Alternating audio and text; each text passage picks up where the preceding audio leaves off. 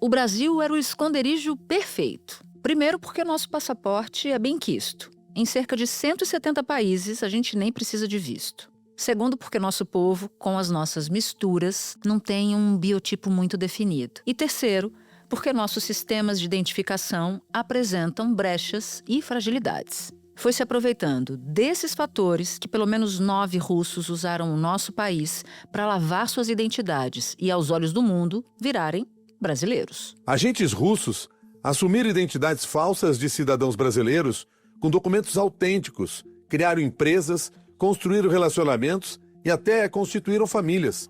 Tudo para forjar uma nova nacionalidade e se lançar ao trabalho de espionagem em países como Estados Unidos, Europa e Oriente Médio. Alguns casos eram inclusive conhecidos desde 2022. 2 supostos cidadãos brasileiros. Um é cientista político, o outro é especialista em questões de defesa. De repente, os 2 são presos na Europa. Por quê?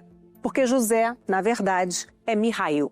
E o nome real de Vitor é Sergei. Os 2 são acusados de serem espiões russos que se passavam por brasileiros com passaporte e tudo. A história voltou aos holofotes nesta quarta-feira, só que de maneira mais ampla. Uma reportagem do jornal americano The New York Times mostrou que há, na verdade, uma fábrica de espiões no Brasil. A Rússia, de fato, usou ou usa o Brasil para formar esses espiões e para esconder esses espiões em identidades brasileiras e viajar, enfim, andar pelo mundo mais facilmente, mais sem chamar tanta atenção. Foi aí que a Polícia Federal ligou, então, o alerta, começou a trabalhar devagarinho, foi desmascarando e prendendo alguns desses espiões. Alguns fugiram, outros foram presos. Além da atuação da PF, a ação para revelar o grupo contou com o apoio de outras agências de inteligência e de polícias mundo afora. A Operação Leste identificou padrões em registros oficiais e compartilhou os dados com outras nações, levando à emissão de alertas da Interpol para impedir que os espiões voltassem a atuar globalmente. Da redação do G1, eu sou Natuzaneri e o assunto hoje é espionagem russa made in Brasil.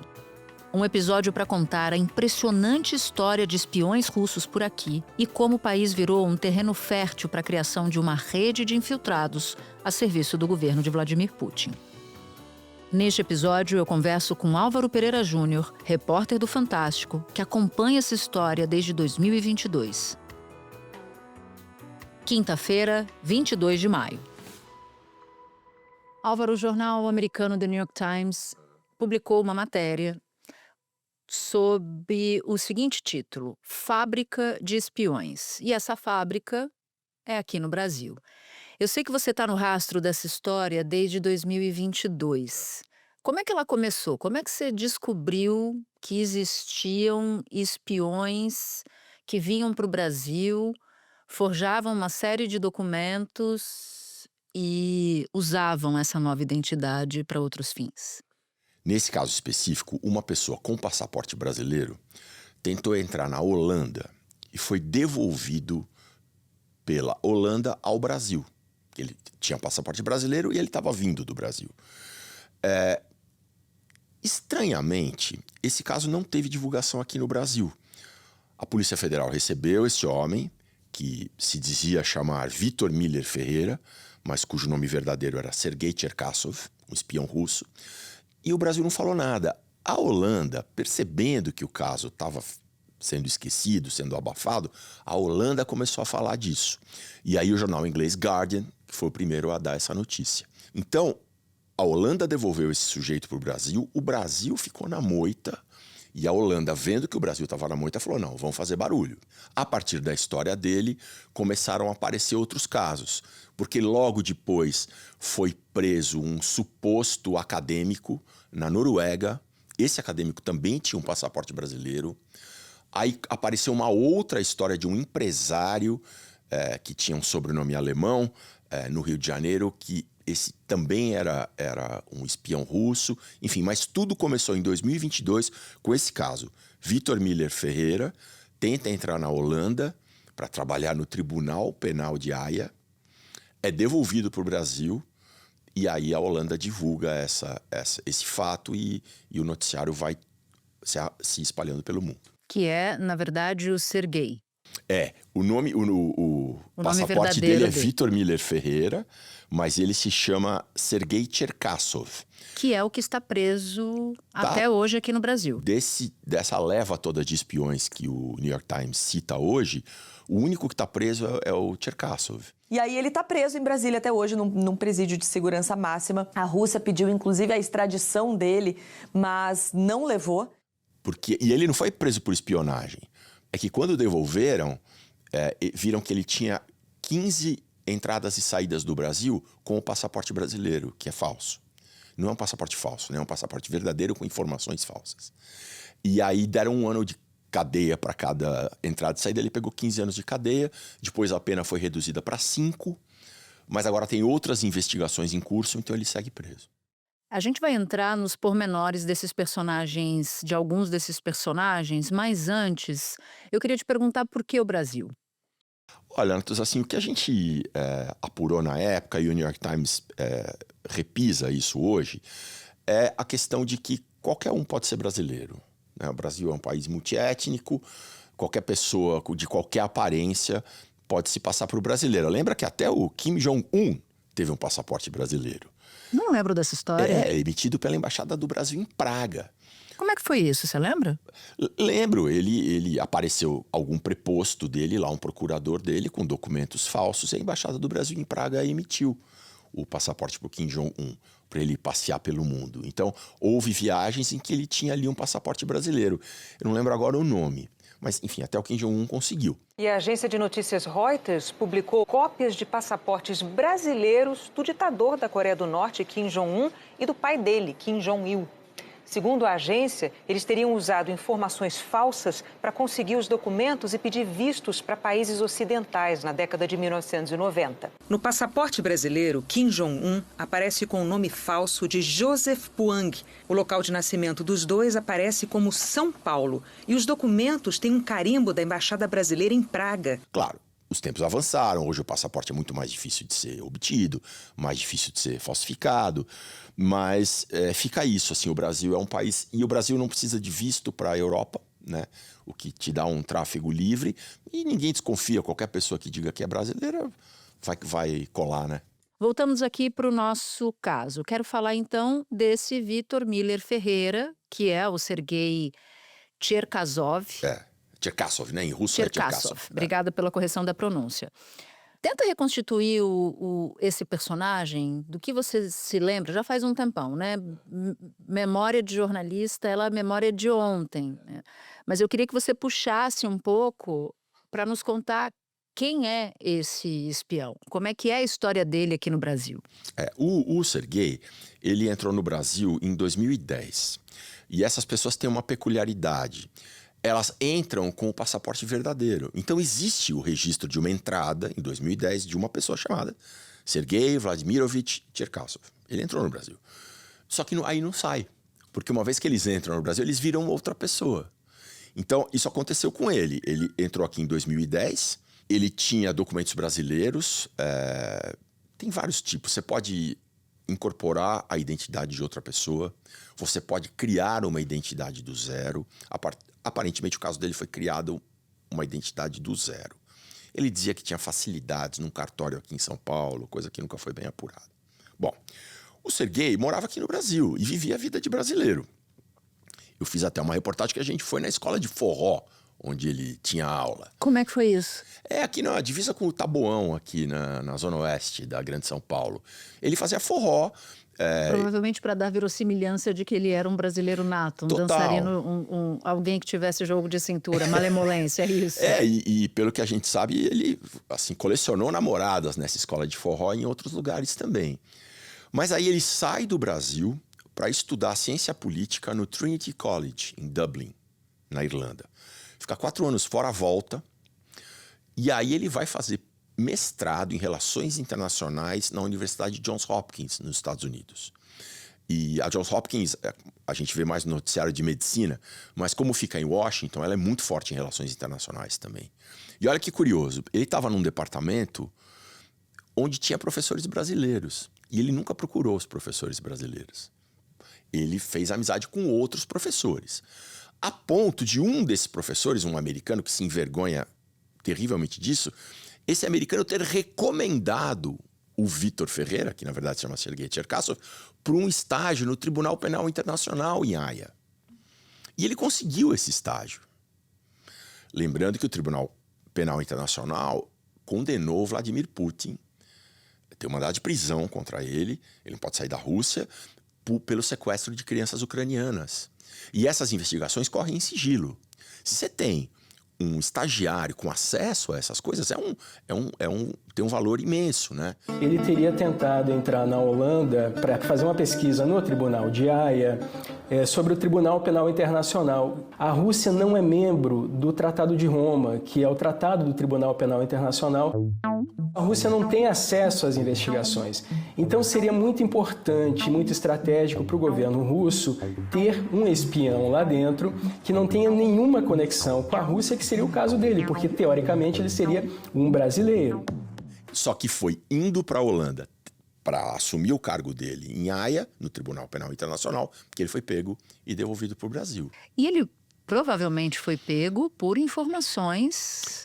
A inteligência americana que avisou a Holanda. Ou seja, o serviço de inteligência americano deve estar de olho nessa movimentação toda já há algum tempo. Tanto que os Estados Unidos pediram a extradição dele, porque ele é condenado, ele é procurado por espionagem lá, ele é acusado de espionagem lá.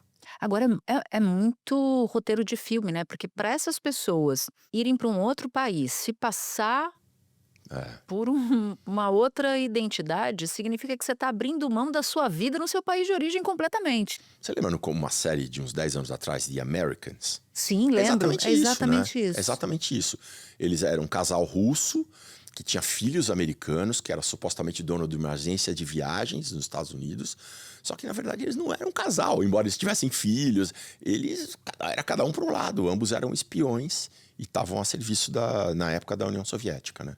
Tem uma curiosidade, Natuza. A gente não usou na época porque a gente achou que pudesse botar outras pessoas em risco. Então é uma informação que nós não usamos na época. Mas, na noite anterior a nós gravarmos entrevista lá na Escola de Forró, os arquivos da Escola de Forró tinham sido arrombados. Não foi nada roubado. Só fuçaram nas fichas dos alunos antigos. A gente não sabe por quê, né? E se tem vinculação com o caso do Sergei, mas você imagina que sim. Provavelmente, a gente imagina que sim, porque nós estávamos lá para fazer isso e nós soubemos que na noite anterior os arquivos tinham sido arrombados. De uma escolinha de forró, assim, numa sobreloja, uma coisa bem típica brasileira mesmo. Agora, só para entender, Álvaro, os espiões russos, eles usaram o Brasil como ponte para depois seguir para outros países, como no caso que você relata do Sergei, ou eles já praticavam espionagens no território brasileiro? Dá para saber? Isso, até a última vez que a gente falou com a Polícia Federal, eles não sabiam. Por exemplo, esse caso que eu te falei da Noruega, de um suposto acadêmico na Universidade de Tromsø, na Noruega, que foi preso lá. E ele tinha um passaporte brasileiro, o nome dele era José Assis de Amaria. Esse sujeito não se sabe nem se ele de fato veio para o Brasil, ou se só conseguiram um passaporte para ele. Eu fui atrás do cartório que emitiu a certidão de nascimento dele, no interior de Goiás. E a certidão existe, de um José Assis de Amaria, escrita à mão, na época. Então, provavelmente, ele incorporou a identidade de alguém. E ele tinha lá é engraçada essa história, uma suposta... Eles têm o que eles chamam de The Legend, que é a história que eles contam para eles mesmos de quem eles são. Esse falso personagem.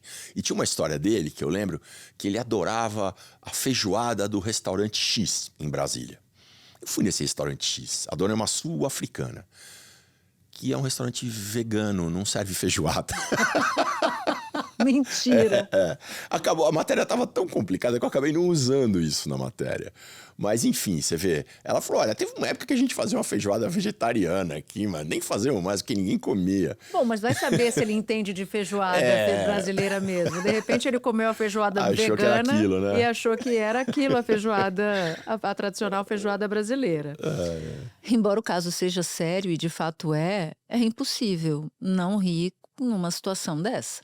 Como é que você descobriu todas essas histórias? Qual foi o fio da meada aí? Olha, o fio da meada é o Sergei Cherkasov.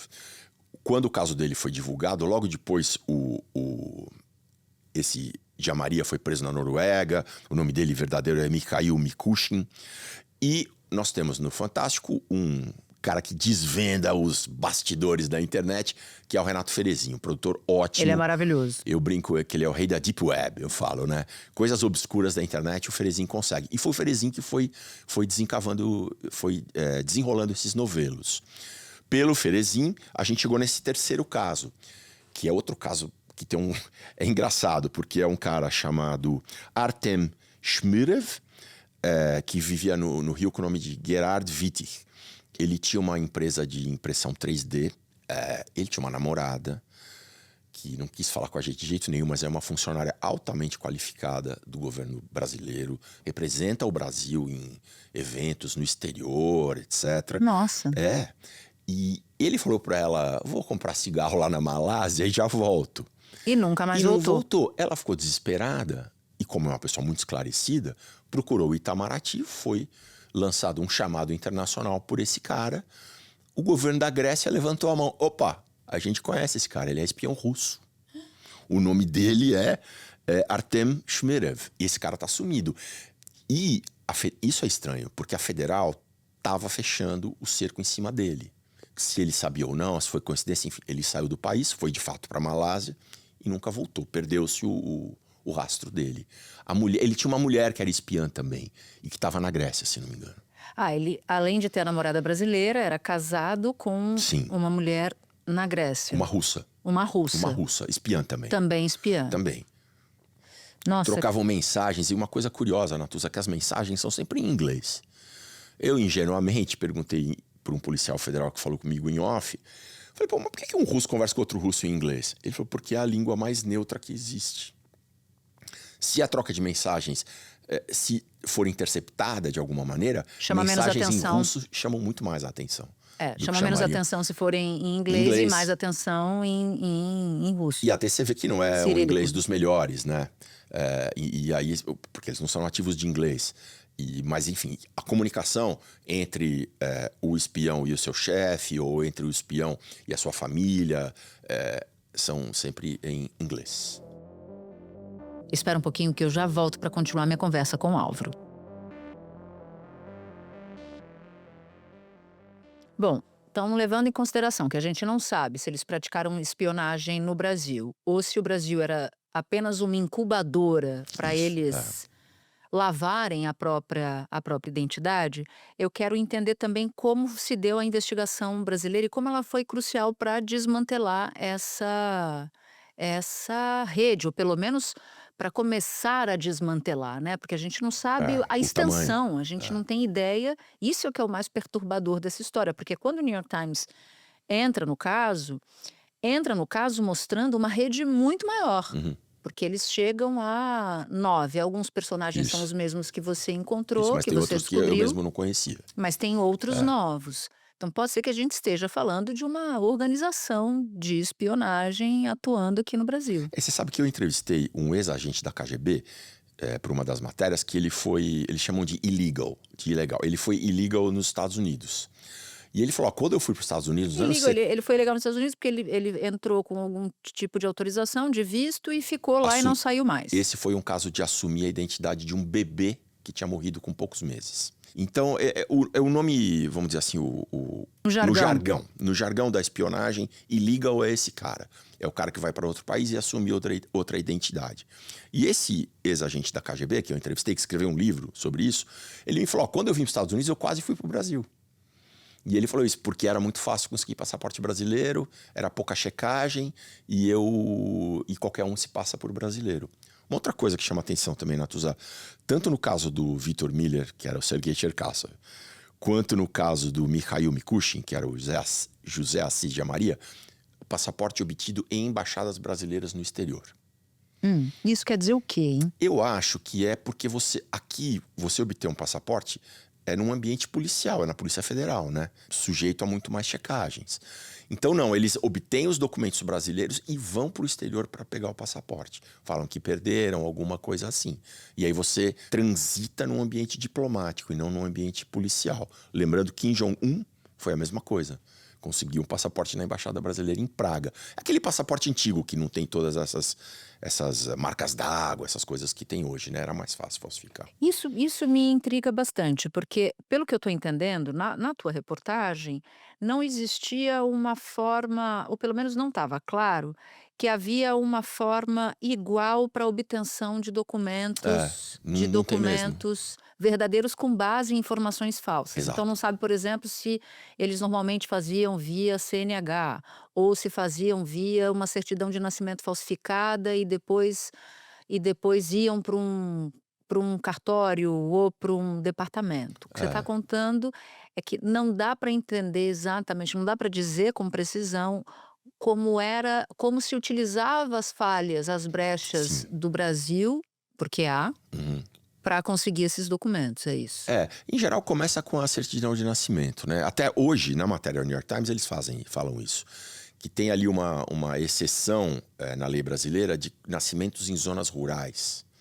E aí você vai no cartório, desde que tenha 2 testemunhas, você consegue uma certidão de nascimento em nome de uma criança supostamente nascida no dia tal, no lugar tal. E às vezes não precisa nem ser criança, né? Porque tem muitos brasileiros que não têm certidão, documentos. E você obtém depois de adulto, exato. Esse parece ter sido o caso do Jean Maria, do que está preso na Noruega. Mas o Cherkasov, a gente não sabe. O Cherkasov, nas trocas de mensagens com amigos, ele falava de uma menina num cartório em São Paulo que facilitaria as coisas para ele. A gente foi atrás dessa menina. Porque você obteve a interceptação dessas conversas. A Polícia Federal obteve e você obteve via suas áudio fontes. Dele, uma pessoa para quem... Eu não lembro se ele estava comprando ou vendendo um carro. E ele falou, com o sotaque dele lá, se você precisar de alguma coisa de cartório, fala comigo, tá? Que eu tenho uma menina que resolve tudo. Se um dia você precisar de uma menina no cartório aí que pode dar um jeito para várias coisas, é só ligar, entende? A gente achou o cartório, achou essa menina, mas não tem nada contra ela, né? E que história será que ele contava, né? Porque ele tinha um sotaque carregado. No caso dele era que ele tinha sido criado na Argentina, o pai era por uma tia alemã, um negócio assim. Eu não sei, acho que era isso. Eu não sei você, Álvaro, mas esse espião não passava pelo meu questionário, não. É que você não fazia forró na mesma escola que ele não deu pra testar. Aí é que ele não passaria. Com jornalista acho que ele não se daria muito bem. Acho que não. Bom, e desses 3 espiões que você descobriu, o rastro foi no encalço deles, o único que foi preso foi o Sergei Cherkasov. Esse. E aí, na prisão, ele não abriu a boca? Então, os Estados Unidos querem o Sergei por causa de espionagem nos Estados Unidos. A Rússia, num primeiro momento, tá ajudando, né? E, inclusive, propôs... Ajudando como? Com dinheiro e com assistência consular. Ajudando o preso. Isso. Tá. Num primeiro momento, a Rússia falou, olha, vamos deixá-lo em prisão domiciliar. É uma crueldade deixar ele na cadeia. É um crime muito simples de falsificação de documentos. Ele está em um sistema prisional totalmente incompatível, até porque ele foi condenado por uso de documento falso. Um crime sem violência, um crime sem grave ameaça, não é um crime de alta periculosidade. Em nota, o Supremo Tribunal Federal informou que aguarda parecer da Procuradoria-Geral da República para aí sim julgar o pedido da defesa para libertar o Sergei, ainda que temporariamente. O consulado russo em São Paulo não respondeu aos contatos feitos pelo Fantástico. Mas qual é o domicílio dele? O consulado em São Paulo. A Rússia ofereceu o consulado em São Paulo para ele ficar. Muito bem. Isso foi rejeitado. Tempos depois, a Rússia veio com uma outra história. Olha, ele é um perigosíssimo traficante de heroína. Por isso que a gente quer esse cara. É uma tática típica dos russos. Para trazer de volta um agente preso em outro país, eles inventam que a pessoa está condenada na Rússia por algum crime. E apresentaram para a justiça brasileira um suposto processo em que ele aparecia como réu por tráfico de heroína. Só que tem um site investigativo holandês chamado Bellingcat, muito bom, de jornalismo, eles chamam de jornalismo computacional. E eles acharam o processo original. O nome do Sergei não está nesse processo. Foi inserido, rasurado no material que eles mandaram para a justiça brasileira. E tem outros casos de espiões russos presos em outros países que a Rússia fala, não, ele é um terrível criminoso, nós precisamos dele. Agora, você imagina, se ele fosse mesmo um perigosíssimo traficante de heroína, como é que a Rússia ofereceu o consulado russo em São Paulo para ele ficar morando lá? E a justiça não ouviu o Sergei Cherkasov para saber para onde é que ele queria ir? Agora ele fala, não, eu sou um perigoso traficante de heroína, eu assumo os meus crimes e eu quero ser extraditado para a Rússia. Eu quero ser extraditado para a Rússia. Eu concordo com as acusações que a Rússia fez e eu pretendo responder aos fatos dos meus crimes que são alegados pela Rússia. Eu não acredito, Álvaro. Tem vídeo disso. Mas ele não dizia isso antes. Não, ele não dizia nem que ele era o Sergei Cherkasov, ele falava que ele era o Vitor Miller Ferreira. Mas olha, eu também quero entender o quão detalhista foi o trabalho da Polícia Federal, porque o New York Times destaca isso. Assim, a gente, na nossa apuração, a Federal só falou em off com a gente e dando o mínimo de informações. A última matéria que eu fiz, eu acho que já faz mais de um ano, eles disseram pra gente que eles estavam fechando em outros nomes, a partir de informações que eles tinham obtido no exterior, mas eles não deram nenhuma dica concreta para nós. E televisão, você sabe como é que é, né, Natuza? Não tem imagem, você não consegue fazer. Mesmo as matérias que eu fiz, tem muito recurso de animação, tipo linguagem de história em quadrinhos, porque a gente não tinha imagem, né? O que eu vi hoje no New York Times é que eles soltaram um alerta para a Interpol com as fotos, e aí a hora que pinga a foto, começa gente a levantar a mão e falar, opa, eu conheço esse cara, opa, eu conheço esse cara. Eu acredito que tenha sido assim. A operação russa foi descoberta por agentes da Polícia Federal Brasileira, que a partir de 2022, com apoio da CIA e de outras agências de inteligência, desmantelaram uma rede que já havia infiltrado pelo menos 9 agentes sob identidades falsas. E eles fazem também, isso eu sei, um levantamento muito cuidadoso de achar a imagem de quando a pessoa entrou no Brasil. Então, eu não sei quais são os recursos tecnológicos que eles têm, mas você pega a foto do cara no passaporte, vamos ver quando é que esse cara entrou no Brasil, e aí, pum, aparece a foto dele entrando no Brasil com o passaporte russo com outro nome. Isso eu tenho certeza que eles fizeram. Agora sim, olhando de relance, você imagina que essa história não alcance de alguma maneira a guerra da Ucrânia, mas alcança. Explica pra gente por quê. Eu acho o exemplo que eu te dei, né, do Tribunal Penal Internacional de Haia, que está investigando crimes de guerra, e eles são muitos da Rússia na Ucrânia, eles mandaram o Sergei Cherkasov justamente para lá. O fato de a Rússia ter invadido a Ucrânia e de todo o bastidor de inteligência que isso envolve, foi, na verdade, o gatilho que fez disparar essas investigações todas. Ou seja, uma espécie de caçada aos espiões russos a partir da invasão na Ucrânia. É assim que eu entendo. Foi isso que deu um alerta geral ali de, opa, vamos atrás de russo, porque esses caras estão infiltrados em vários lugares, né? Claro que principalmente os Estados Unidos que tem essa preocupação. Quer dizer, agora com o Trump, não sei, agora deixa que ele mesmo passa as informações para o Putin. Não precisa mais de espião. Exato. Álvaro, meu querido, que relatos muito impressionantes. Eu não sei como eu lembrei, Natuza, porque faz tempo. Já que eu tive agora na Ucrânia, né? Eu voltei faz 10 dias da Ucrânia. Acho que esses assuntos tão quentes. Aliás, fazer uma propaganda, né? Por favor. Minha série, eu estou fazendo uma série sobre a guerra da Ucrânia. O primeiro episódio já foi ao ar domingo passado, agora vai o segundo. E no outro domingo vai ter outro episódio focado no uso de drones na guerra. Tá legal, assim. Quem perdeu o primeiro episódio... Só procurar Ucrânia Fantástico no Globoplay que consegue achar facinho no índice. Por favor, prestigiem, que a gente ralou lá, viu?